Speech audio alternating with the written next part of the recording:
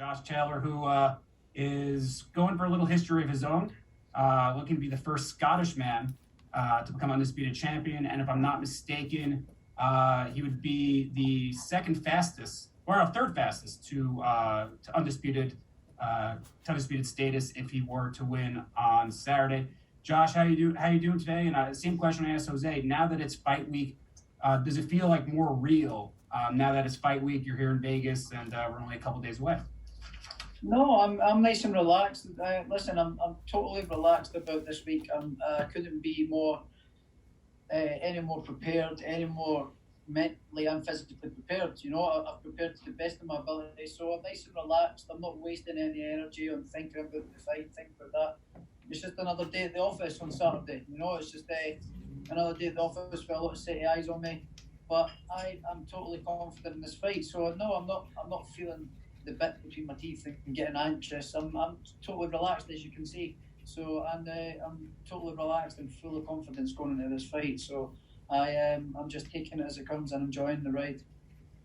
And we're going to start with the questions. Keith Idek. Keith, please unmute yourself and go.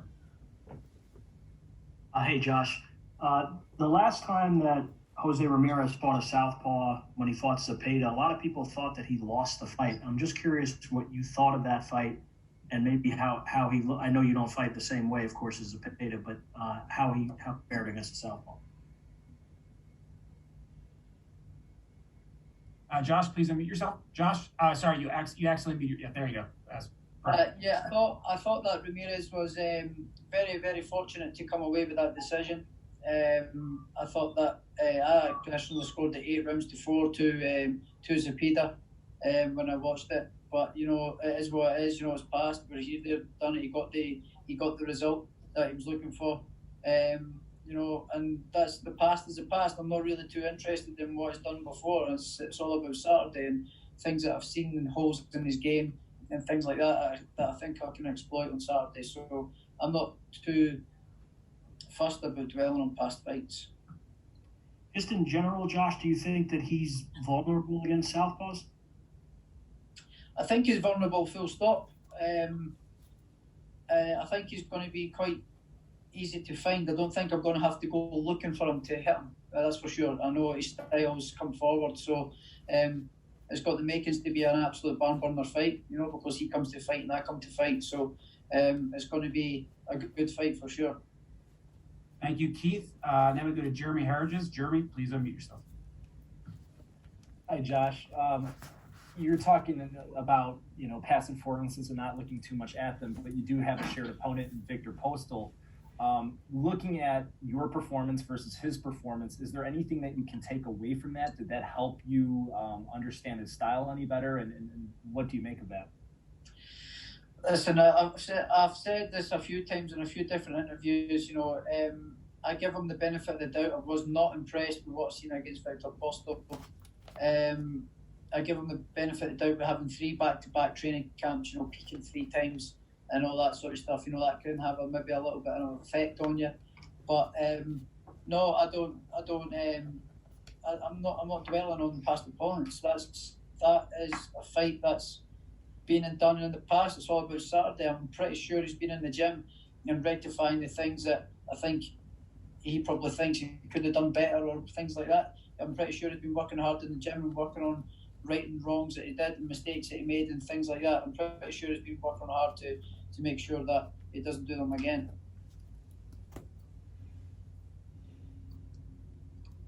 All right. Next we go to Jonathan Nagyok. Jonathan, please go ahead. Hey, Josh. Could you just touch on sort of the extra work you've had with Ben Davidson? Now it's sort of your second camp.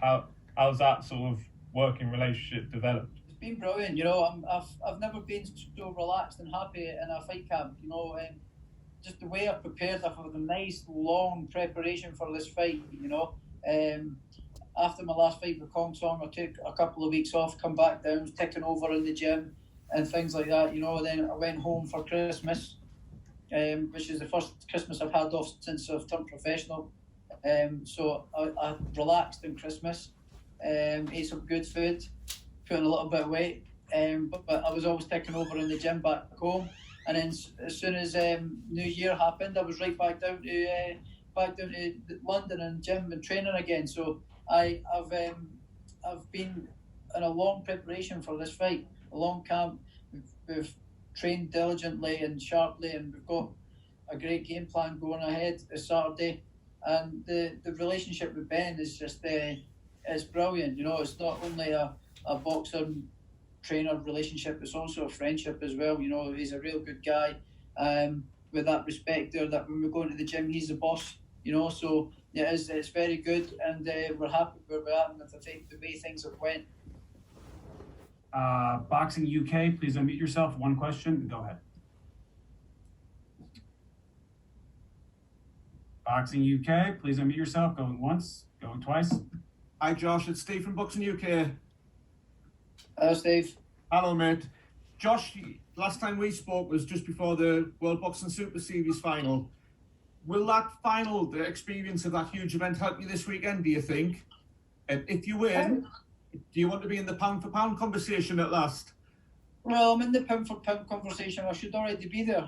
I think I'm ranked number 9 with the Ring magazine, which is good. You know, which is brilliant. But like I say, I'm not one for getting awards and accolades and things like that. I'm not really too fussed, you know. But I let the performances and stuff speak for themselves.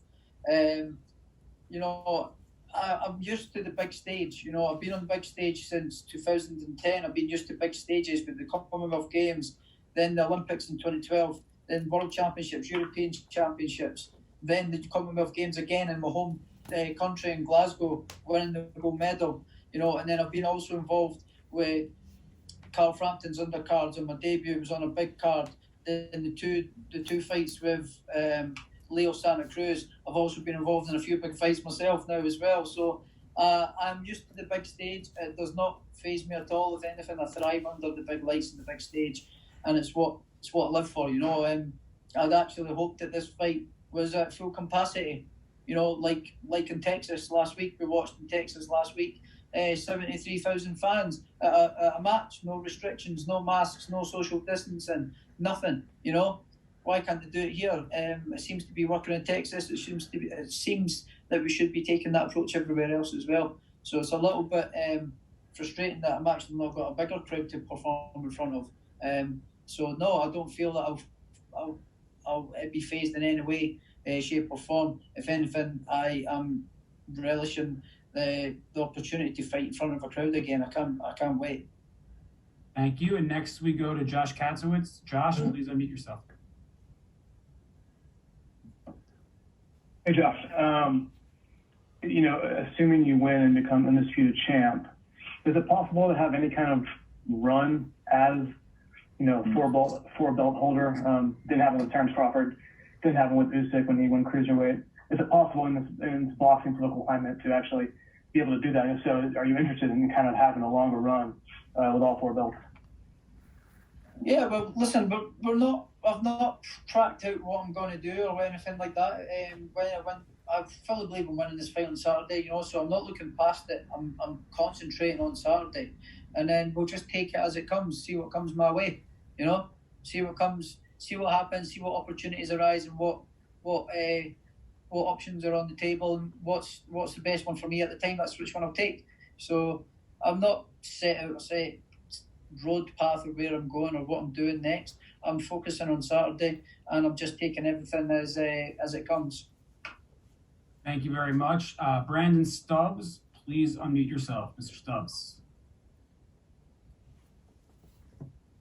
Brandon Stubbs, going once, going twice, and what? Brandon Stubbs must be sleeping. So let's go to J.R. Bell. J.R., please unmute yourself. All right there, Josh. You talked about the whole thing about pound for pound discussion, but I wanted to touch on, you know, the legacy of being in an undisputed title fight here at, you know, super lightweight. Now, if you're able to, you know, get this win, what would that mean for you in your legacy as a fighter, specifically in this super lightweight division? This fight to me, it means the world. You know, it is a massive piece of history for both of us. You know. For myself to become the first undisputed champion in Scotland in the 4 belt era, the first undisputed champion since my fellow countryman Ken Buchanan, in Scotland.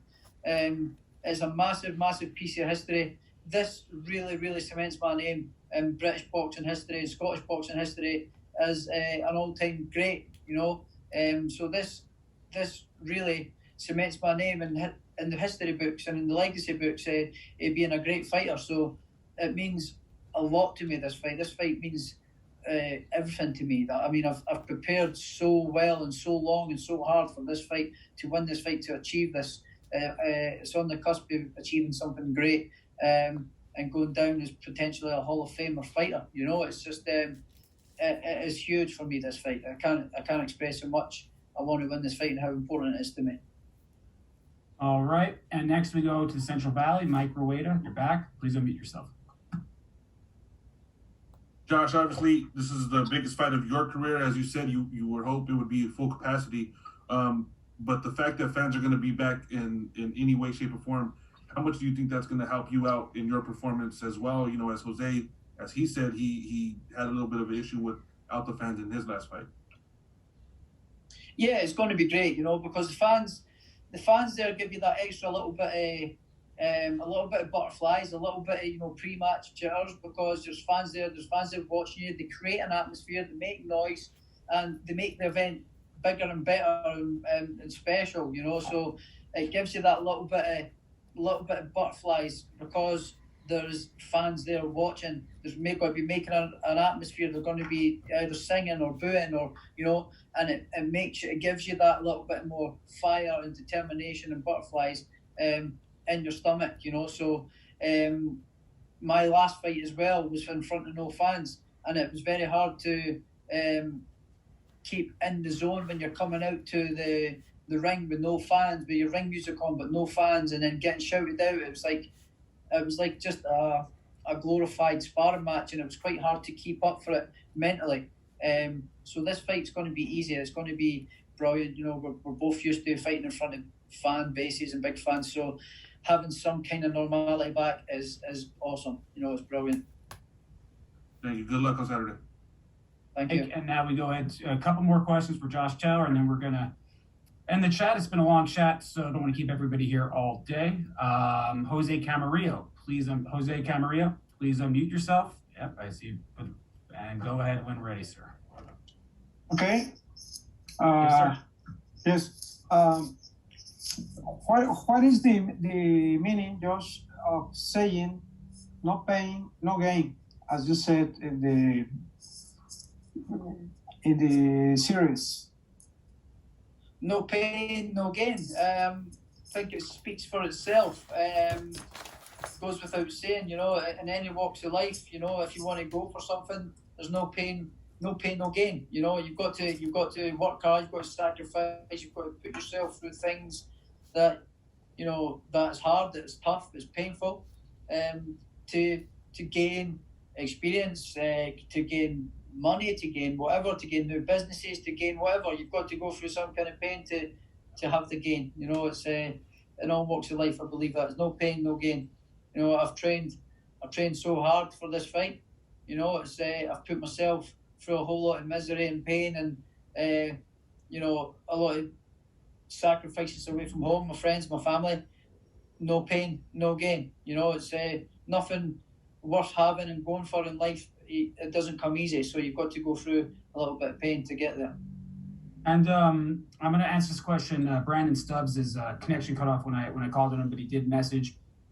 He wanted to ask Josh the ripple effect, given that the fighters at 147, 140, and 135, they're all looking at the winner of this fight. So how do you sort of see that landscape, and how aware are you that everybody within a 3-division radius will have their eyes set on this fight Saturday night? Oh, it's brilliant. It's a massive fight, and there's, like you said, there's 3 weight categories where fighters can be potentially fighting after this. So the possibility and the options after this fight is massive. There's going to be sort of options of fights and what fights you want to choose after this fight. So it is great. It's really exciting times. And, again, I apologize to everybody who had a question in the queue that couldn't get to. But we had a lot of questions. Obviously, if I had this magnitude, a whole lot of interest and a lot of questions. So I apologize to those who I did not get to today. Josh, any final thoughts? Again, 4 days away. Any final thoughts you want to say to your Scottish people and anybody that fans and media and anybody out there watching? Just to fans and stuff, I'm thankful for the support. I've been getting overwhelmed with messages over my social media and messages of support and from my phone and things like that. So I just want to say thank you to everyone who's taken the time to wish me good luck and well wishes. And I'm going to win this fight on Saturday for you all. I'm gutted that none of your travelling fans can come over and see me as well. So I promise to win this fight and not let you down. And we will be back at some point in the future. And thanks for the continued support. It really means a lot to me.